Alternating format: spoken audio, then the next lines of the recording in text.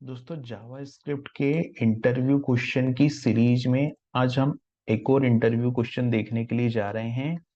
और ये interview question भी असिंक अवेट से रिलेटेड है, असिंक अवेट के आउटपुट से रिलेटेड है। तो आप देखोगे ये लेफ्ट साइड में जो डायग्राम आपको दिख रहा है, इस लेफ्ट साइड के डायग्राम पे ये प्रोग्राम है, ये प्रोग्राम की इमेज, और राइट साइड पे मैंने कॉल स्टैक की इमेज बना ली है। पहले मैं लाइन बाय लाइन कोड को पूरा ट्रेस करूंगा और उसके बाद में जो आउटपुट है वो भी मैं प्रोग्राम को रन करके यहाँ पे दिखाऊंगा। तो सबसे पहले लाइन नंबर 1 पे चलते हैं। तो ये लाइन नंबर 1 है हमारी। लाइन नंबर 1 के आउटपुट में अगर आप देखोगे लाइन नंबर 1, तो लाइन नंबर 1 पे क्या आ रहा है, ये F1। तो F1 जो होता है वो आपका कॉल स्टैक में एग्जीक्यूट होता है। तो ये कॉल स्टैक में एग्जीक्यूट होगा, तो मैं क्या करता हूँ, इसको कॉल स्टैक में लिख देता हूँ। तो मैंने यहाँ पे लिख दिया F1, ये कॉल स्टैक में एग्जीक्यूट होगा और फिर ये यहाँ से हट जाएगा और एग्जीक्यूट हो जाएगा। तो मैं यहाँ से इसको हटा देता हूँ और यहाँ से हटाने के बाद में मैं यहाँ पे जाके और इसको बतौर आउटपुट यहाँ प्रिंट कर देता हूँ F1। ठीक है, ये हो गया। अब हमको क्या करना है, दूसरा काम यहाँ पर क्या करना है कि ये जो सेट टाइम आउट है वो सेट टाइम आउट चलेगा। तो सेट टाइम आउट जो फंक्शन होता है वो मैक्रो टास्क क्यू, जिसको हम टास्क क्यू भी बोलते हैं, वो यहाँ जाएगा। तो ये सेट टाइम आउट यहाँ पे जाके बैठ जाएगा। तो मैं यहाँ लिख देता हूँ सेट टाइम आउट। तो मैंने क्या कर दिया यहाँ पे, सेट टाइम आउट। ये सेट टाइम आउट यहाँ पर आ गया। ठीक है, उसके बाद में क्या होता है कि जब हमारा ये वाला फंक्शन चलेगा तो डॉट देन से ये कॉल होगा। तो प्रॉमिस कंस्ट्रक्टर जो होता है हमारा, जो प्रॉमिस कंस्ट्रक्टर होता है वो हमारा सिंक्रोनस कोड है। सिंक्रोनस कोड कॉल स्टैक में एग्जीक्यूट होगा। तो यहाँ पे आ जाएगा आपका, सबसे पहले ये आ जाएगा यहाँ पे प्रॉमिस। तो मैं ये लिख देता हूँ यहाँ प्रॉमिस। तो ये मैंने लिख दिया promise constructor, STRUCTOR, promise constructor. और ये एग्जीक्यूट हो जाएगा। तो ये जब यहाँ पर एग्जीक्यूट हो जाएगा तो मैं इसको यहाँ पे एग्जीक्यूट कर देता हूँ और ये आउटपुट के तौर पे इसको यहाँ प्रिंट कर देता हूँ। तो ये आउटपुट जो है वो क्या आ गया मेरा यहाँ पर। तो मैंने आउटपुट के तौर पे यहाँ लिख दिया प्रॉमिस कंस्ट्रक्टर, CON कर देता हूँ इसको शॉर्ट में, प्रॉमिस कंस्ट्रक्टर। ये मेरा आउटपुट यहाँ पर आ गया।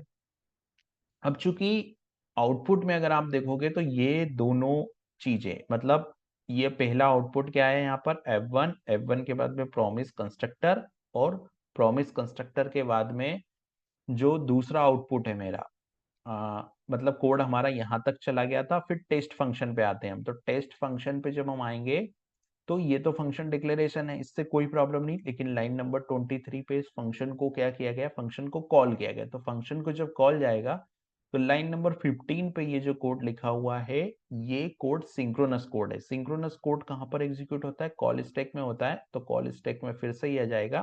तो कॉल स्टैक में आ जाएगा यहाँ पर ASYNC,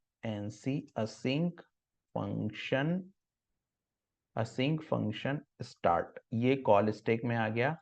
और ये सेम चीज जो है वो यहाँ पर आउटपुट आ जाएगा, सिंक फंक्शन स्टार्ट। और यहाँ पे ये जो है वो, यहाँ पर ये जो है वो एग्जीक्यूट हो जाएगा। तो मैं जो यहाँ पर इसको जो है वो एग्जीक्यूट कर दूंगा, तो ये जो है वो यहाँ पर एग्जीक्यूट हो जाएगा।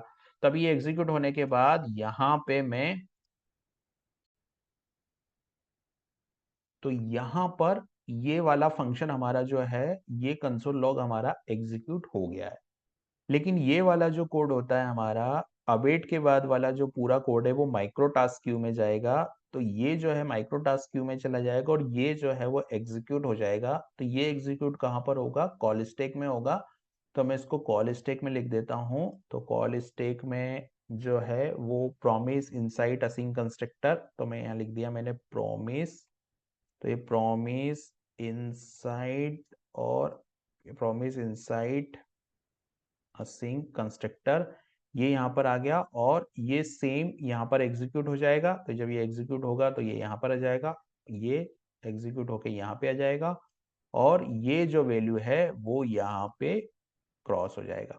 तो इस तरीके से ये आउटपुट हमारा आता जा रहा है। अब हमको जो नेक्स्ट आउटपुट है वो क्या देखना है, हमारा नेक्स्ट आउटपुट जो है, ये जो है वो चला जाएगा हमारा माइक्रो टास्क क्यू में। तो माइक्रो टास्क क्यू में हम इसको रख देते हैं, ये हमारा माइक्रो टास्क क्यू है। इसकी प्रायोरिटी हाई होती है, सबसे पहले ये एग्जीक्यूट होगा फिर टास्क क्यू एग्जीक्यूट होगी। तो मैं यहाँ पे जो है वो लिख देता हूँ, ये मैंने लिख दिया एस वाई माइक ASYNS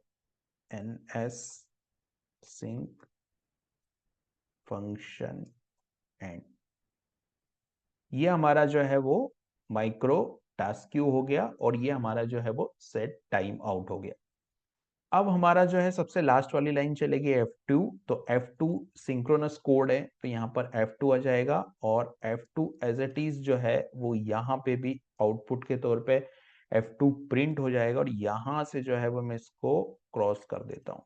ठीक है, अब हमारे पास में बचता है जो दो चीजें हमारे पास में बचती है, जो एक तो देखिए जो चीजें हमारी एक तो हमारी माइक्रो टास्क क्यू में ये फंक्शन तो जाएगा, लेकिन ये वाला जो कोड है हमारा प्रॉमिस रिजॉल्व वाला जो कोड है वो भी हमारा यहाँ पे जाएगा। मतलब जैसे ही हमारा प्रॉमिस कंस्ट्रक्टर प्रिंट होगा, ये प्रॉमिस कंस्ट्रक्टर प्रिंट होगा और ये कोड भी हमारा माइक्रो टास्क क्यू में जाएगा, जिसको मैं ऐड करना यहाँ पे मिस हो गया, तो मैं यहाँ पे इसको लिख देता हूँ।